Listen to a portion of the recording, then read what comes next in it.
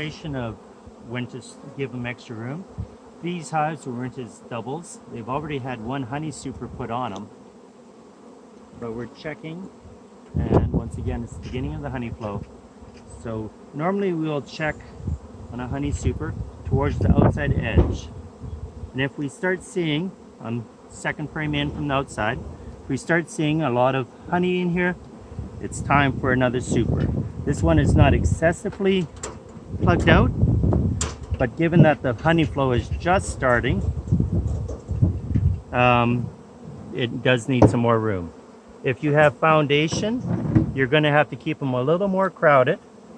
This was foundation at some point, because they don't like to work on the foundation, and they'll have to be a little crowded.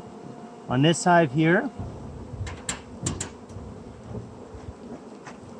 once again I mentioned the whitening of the comb.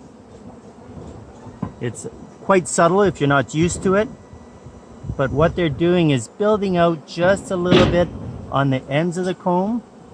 From an angle you can maybe see the whiteness, and that's usually because they're running out of room. Here they're right full on the third one in. On this side they're not quite as full, but this one also is getting to the point where they're running out of room. It's not totally because they have no cells at all, but they do need room in order to dry the honey down. Over on this one,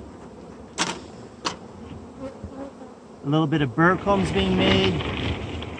These guys have been set back because they haven't had enough room.